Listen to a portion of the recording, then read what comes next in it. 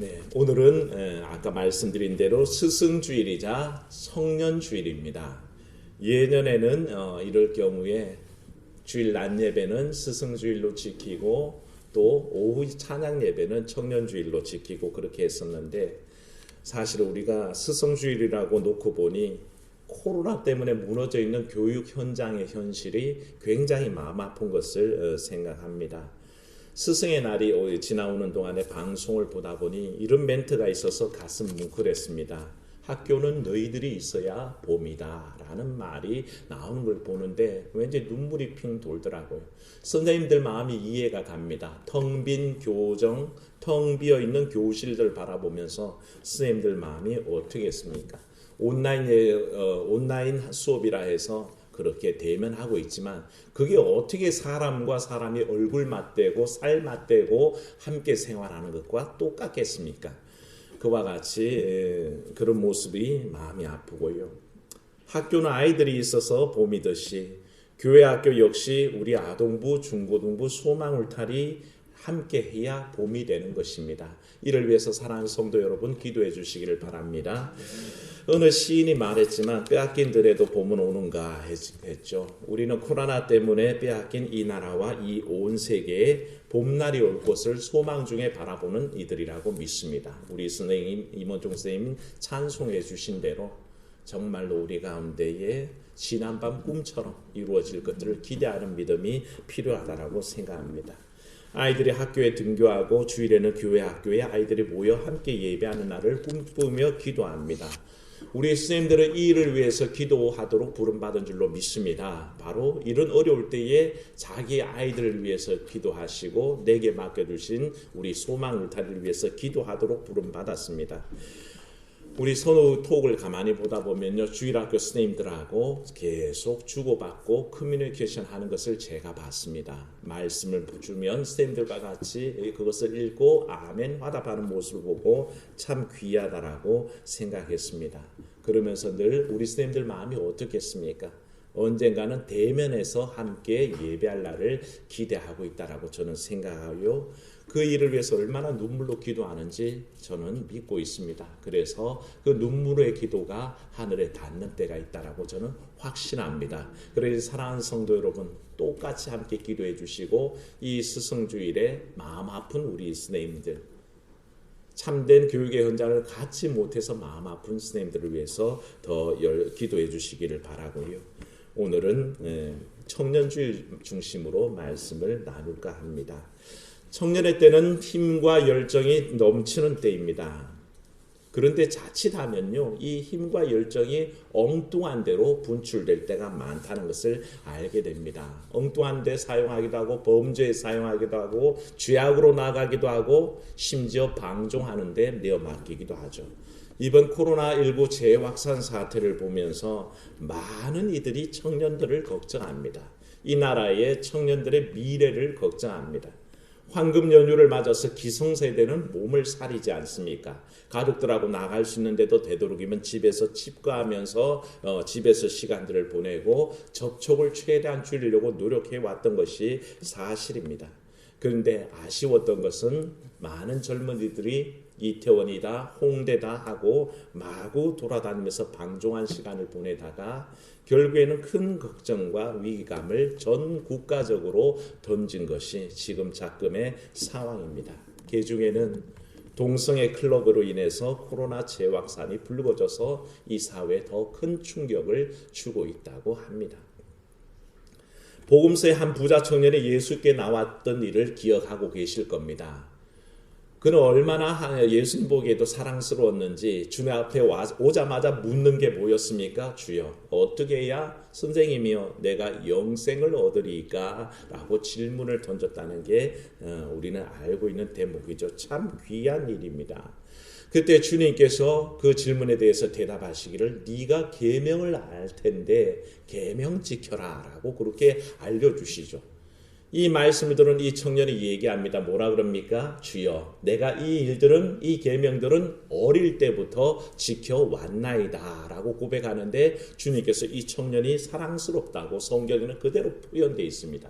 주께서 이 청년을 사랑하사 주목하여 보시며 이루시되라고 하셨으니 주님 보시기에도 그 젊을 때에 영생을 갈구하는 것, 내가 어떻게 하면 생명을 얻을까, 구원을 얻을까, 영생을 얻을까 깊이 고민하는 모습이 귀했다는 것이죠. 본인이 청년이라고 생각하는 분들 한번 손 들어 보십시오. 아니 어떻게 권사님들만 손을 들고 진짜 청년들은 손을 안 듭니까? 예, 여기 뭐 다니엘도 있고 민규도 있고 혜인이도 있고, 예, 우리 솔린이가 청년처럼 오늘 가다마이라면서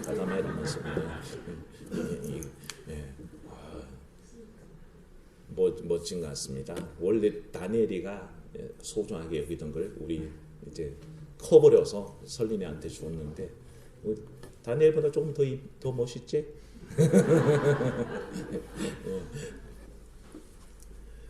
이 청년의 때에 영생을 생각한다는 것, 진리를 생각한다는 것, 그거 엄청 중요한 일이란 것입니다.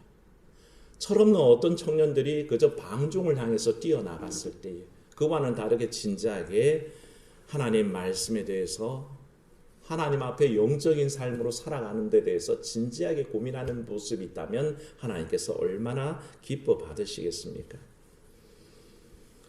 예나 지금이나 청년의 삶을 생각할 때에 그와 같은 삶의 태도가 사실은 특이한 겁니다. 그래서 사실은 예수님도 그를 주목하여 보시며 사랑하여 보셨다라고 그렇게 말씀하시는 것이 그 삶이 그 젊을 때 보여줄 수 없는 독특한 모습이었기 때문에 주님께서 사랑하셨던 거죠. 그렇다면 그 당시에 젊은이들의 삶의 모습은 어땠을까 한번 생각해 봅니다. 이사야서에는 그 당시 어떤 그 옛날 이스라엘 젊은이들의 모습을 표현합니다. 이사야 3장 16절에 보면 시온의 딸들이 교만하여 느린 목을 길게 느리고 정을 통하는 눈으로 다니며 아기작 걸으며 쟁쟁한 소리를 낸다 하시도다라고 얘기하셔서 이 말씀 속에 나오는 젊은이들의 삶을 규정합니다. 교만과 음란함과 사치함을 지적하고 있는 말씀이란 거죠. 목을 길게 뽑아서 존경할 사람 존경하지 않고 숙여야 될 사람한테 숙이지 않고 인사해야 될 사람들한테 인사하지 않고 교만한 목을 빳빳이 세우고 다니는 그 당시 젊은 사람들의 모습을 말씀하고 있는 것입니다. 정을 통하는 눈으로 돌아다닌다고 그랬습니다. 이 정을 통하고 다니는 눈이란 말을 사카르라는 원어를 쓰는데요. 히브리어로 이 사카르라는 것은 이런 뜻이 있습니다. 추파를 던지다, 요염한 눈짓을 보내다, 유혹하는 눈짓을 하다, 이런 뜻입니다. 그러니까 굉장히 음란한 눈빛으로 상대방을 바라보는 것을 사카르라고 하는데, 이번 이태원 사건의 확진자가 막 늘어날 때 우리는 사실 충격적인 뉴스를 접했습니다. 왜냐하면 그 한 사람이 홍대 클럽을 하루 저녁에 5군데를 돌아다녔다는 얘기를 듣고 참 부지런하기도 하다. 무슨 밤새 저렇게 클럽을 5군데나 가나 이상하게 이해를 못하지 않습니까? 그런데 듣고 봤더니 게이 클럽이어서 거기에 모인 분들이 그 5월 퀴어 축제가 없어져 버려서 할 수 없으니까 이태원에 총집결하는 것으로 그렇게 돼 있었다는 소문인지 뭔지 하여튼에 그렇게 전해지는 얘기가 있습니다. 그 자리에서 어떤 일들이 일어나냐 하면 5군데를 다 돌아다니는 것은 클럽에 들어갈 때마다 자기의 음란한 성적인 행위를 할 상대를 찾는다는 것입니다. 동성애 대상자를 찾는다는 것입니다. 그런데 이렇게 둘러보다가 여기는 물이 안 좋군. 함께 가야지. 그리고 또 나가서는 또 다른 데를 들어간다는 겁니다. 그 눈빛이 어떤 눈빛일까요? 바로 사카르의 눈빛이라는 것입니다. 그저 음란한 눈빛으로 쳐다보고 있는 그 눈으로 돌아다녔던 그 수많은 이들로 말미암아 이번 사태가 더 커지지 않았나라고 생각합니다. 제가 나이트클럽을 못 가봐가지고요 사실 잘 모릅니다. 근데 우리 생각에는 보통 그렇잖아요. 어디에 들어가면 오랜만에 친구들끼리 모여서 제 생각입니다. 한 서너 시간 열심히 땀 뻘뻘 흘리면서 춤추다가 돌아올 것 같은데 그와 같이 5군데를 돌아다니면서 그런 사카르의 눈빛이 있었다는 거죠. 이 눈빛은 위험한 눈빛입니다. 이 사카르의 눈빛은 정말 치명적인 눈빛입니다.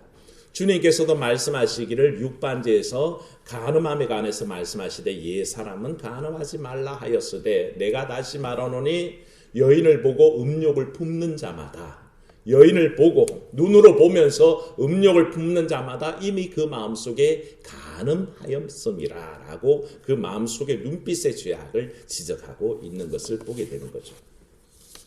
참 위험한 일입니다. 그 음란하게 살피고 탐색하는 눈에 이미 죄악이 담겨있기 마련이기 때문에 그렇습니다. 그들이 이기죽거리며 악이죽거리며 라고 표현합니다. 멋을 부리고 다녔다라는 뜻입니다. 또 발로 쟁쟁한 소리를 낸다는 것은 사치의 단면을 보여줍니다. 이사야 선지자는 계속해서 얘기하기를 이렇게 표현하죠. 나중에 이사야서 3장 16절 이하를 잘 읽어보십시오. 그들이 장식한 발목고리와 머리에 망사와 반달 장식과 귀고리와 팔목고리와 얼굴 가리개와 화관과 발목 사슬과 띠와 향압과 호신부와 반지와 코고리와 예복과 겉옷과 목도리와 손주머니와 손거울과 세마포옥과 머리수건과 너울을 지하시리니 해서 그 당시 이사야 당시에 그 뭡니까 시온의 딸들이 온몸을 치장하고 다니는 그 모습을 그대로 지적하고 나열하고 있습니다. 여기서 이 이사야가 지적하고 있는 것이 시온의 딸들이 꾸몄다는 것을 지적하는 게 아닙니다. 우리는 정확히 알아야 됩니다. 여인이 자기를 치장해야 될 때가 있습니다. 아름답게 꾸며야 될 때가 있습니다. 여러분들은 교회 올 때 마음대로 오십니까? 아니요. 제일 예쁜 모습으로 와야 합니다. 한껏 멋을 내서 하나님 앞에 이쁜 모습으로 서려고 애쓰는 것도 당연합니다. 여인이 신부가 결혼할 때 신랑을 위해서 예쁘게 치장하는 것도 당연합니다. 이사야는 이걸 지적하는 게 아닙니다. 이 시대를 지적하고 있는 것입니다. 이때가 언제입니까? 이사야가 이 모든 여인들의 삶을 지적할 때가 멸망의 징조가 있을 때입니다. 이제 유대가 곧 멸망할 때를 앞두고 있을 때입니다. 위기의 때요, 멸망의 때요, 고난의 때요, 환난의 때입니다. 이때에 어디를 봐야겠습니까? 구원의 길을 봐야 되고 생명의 길을 봐야 함에도 불구하고 그들의 눈은 어디를 보고 있습니까? 자기 온몸을 사치로 도배하는 일에 신경을 쓰고 있을 때에 시온의 딸들아 너희가 그 모든 치장한 것들이 다 쓸모없어지고 냄새나는 것들이 될 것이다 라고 지적하는 게 선지자의 통탄하는 모습이라는 것을 알게 됩니다. 이와 유사하게 아모스 선지자는 그 북이스라엘의 이런 모습을 얘기할 때 이렇게 지적합니다. 바산의 암소들아 라고 그렇게 지칭하면서 북이스라엘의 그 상류층의 귀부인들을 향해서 그렇게 얘기합니다. 바산의 암소들아. 바산의 암소들을 생긴 게 어떤지 본 적이 없어서 정확하게 알 수 없지만 주석은 그렇게 얘기합니다. 사치와 향약으로 살이 쪄 올라가지고 그저 피부가 부옇게 부연 모습인데 그런 모습을 보고 마치 바산 그 북이스라엘의 사마리아 지역에 있는 바산 지역의 그 풍부한 초원 지역에서 사는 암소들이 살이 올라가지고 그렇게 부연 모습을 보고 아모스가 그 모습을 북이스라엘의 귀족층의 귀부인들을 빗대어서 한 말이 바산의 암소들아라는 책망입니다.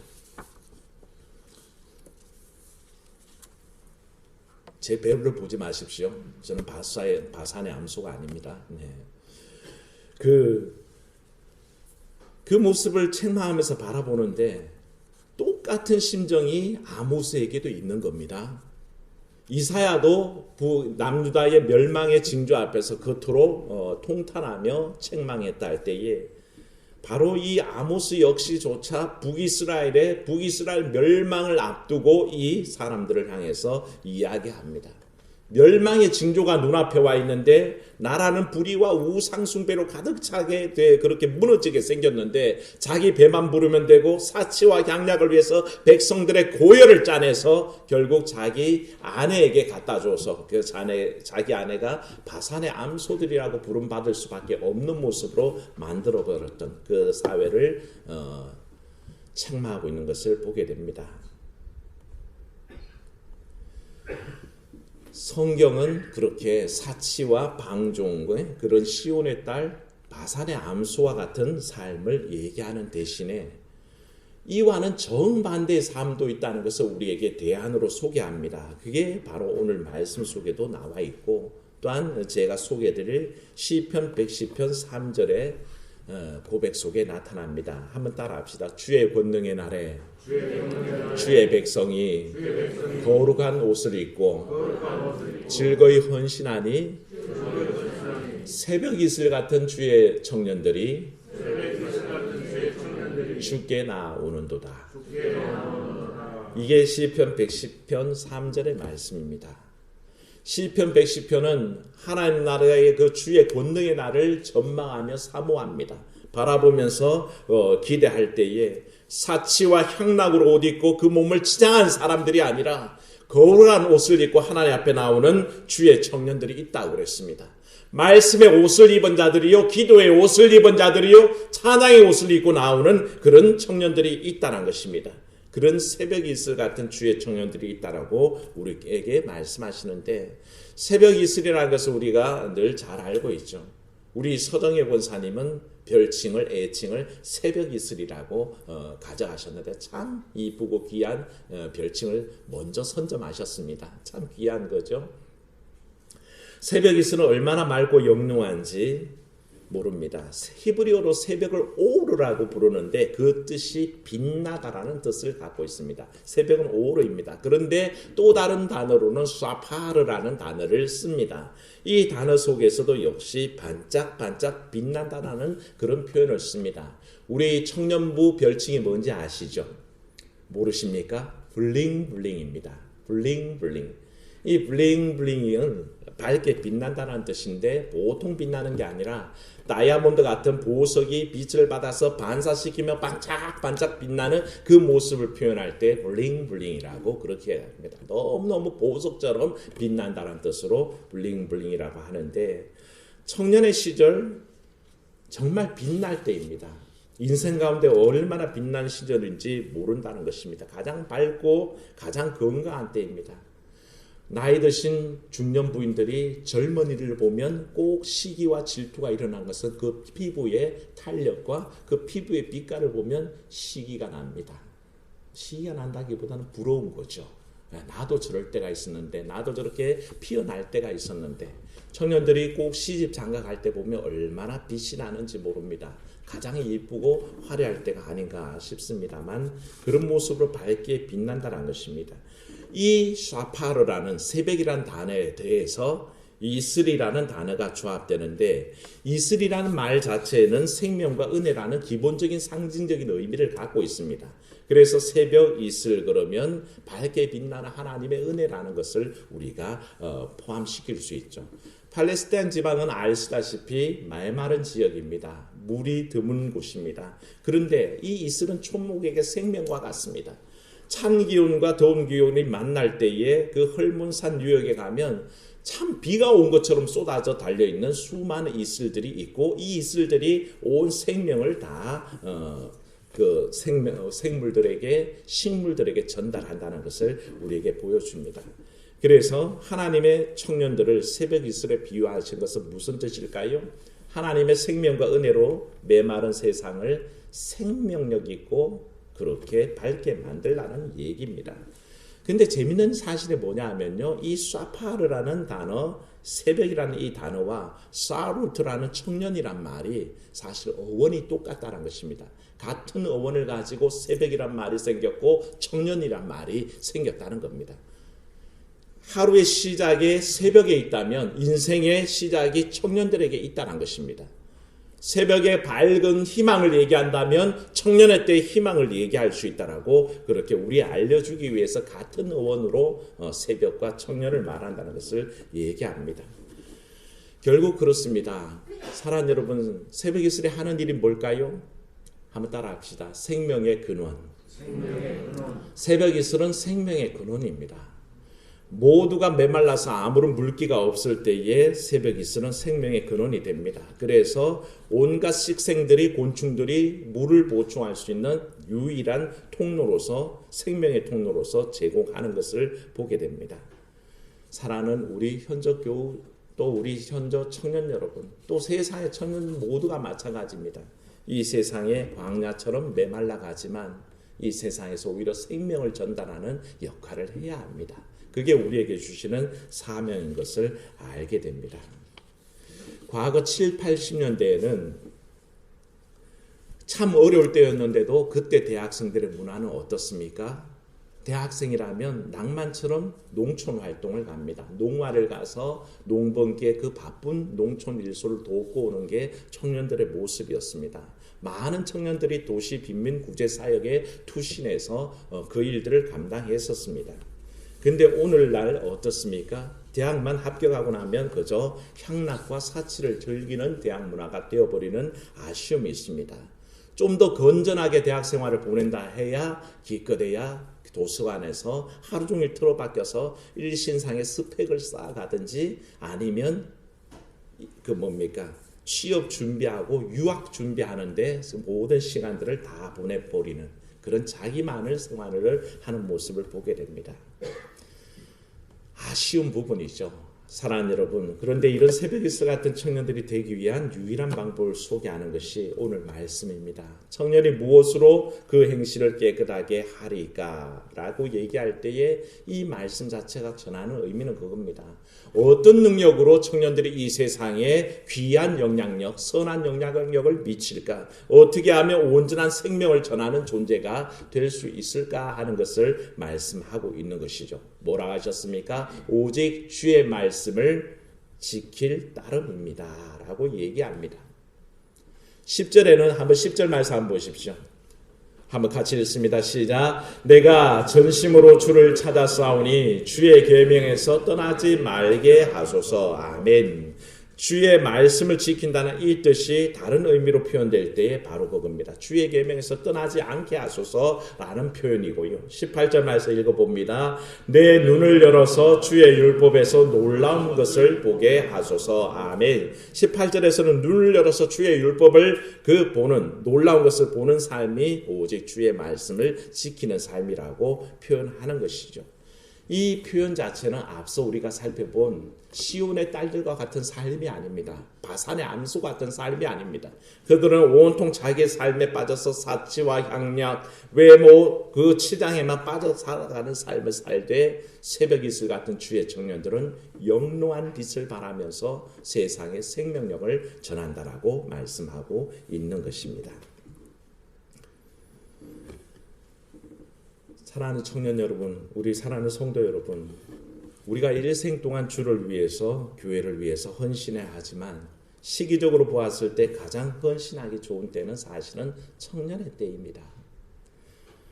10대 때는 사실 부모님의 통제 아래에 있고요. 대입이라는 중대한 과제가 있어서 마음껏 활동하지 못하는 매여 있는 삶을 삽니다. 또 어떻습니까? 40대가 넘어서 버리면 어떻습니까? 그때부터는 가정에 묶이고 직장에 묶이는 삶을 살게 됩니다. 50대가 지나면 어떻게 될까요? 건강 때문에라도 일할 수 없는 때가 오게 됩니다. 그렇게 따지면 20, 30대의 청년의 때에 헌신할 수밖에 없다는 것이죠. 사랑하는 여러분, 지금 여기 계신 청년 여러분들은 가장 빛나는 삶을 하나님 앞에 드리기로 결단한 시간 되시기를 바랍니다. 그게 여러분에게 원하시는 하나님의 뜻이고요. 사랑하는 성도 여러분들은 청년의 마음으로 헌신하기를 결단하시기를 바랍니다. 나이는 숫자라고 늘 그러잖아요. 내가 하나님 앞에 어떻게 헌신할까를 결단한다면 우리는 오늘도 청년이란 것입니다. 여기에 많은 청년들이 앉아 있습니다. 우리 김재순 청년, 정선현 청년, 이런 청년들이 주 앞에 헌신하기를 결단한다면 우리는 지금도 청년이란 것입니다. 그런 마음으로 우리가 주 앞에 나아가며 하나님, 우리가 이 땅에 선한 영향력, 생명을 주는 영향력을 전달하기를 원합니다. 라는 그런 귀한 고백이 있기를 주의 이름으로 축원합니다. 은혜로우신 하나님, 스승주일이자 청년주일을 맞이했습니다. 하지만 이 땅의 교육 현장의 슬픈 현실 때문에 스승주일로 지키지 못하는 아쉬움이 있습니다. 하나님, 우리의 학교들과 또한 교회 학교가 속히 회복되는 그런 놀라운 역사를 허락하여 주시옵소서. 이를 위해서 기도하고 염원하는 이들이 있습니다. 주께서 속히 들응답하시고 모든 교육 일정들이 정상화되도록 주께서 허락하여 주시옵소서. 청년주일로 지키며 우리에게 주신 하나님의 뜻을 생각해 봅니다. 하나님, 우리 스스로 우리는 이미 나이가 들었다라 생각하고 내가 청년과 무슨 상관이 있을까라고 생각하지만 참으로 하나님 앞에 우리가 늘 새벽 이슬 같은 청년 되기를 간구하는 삶이 되게 도와주시옵소서.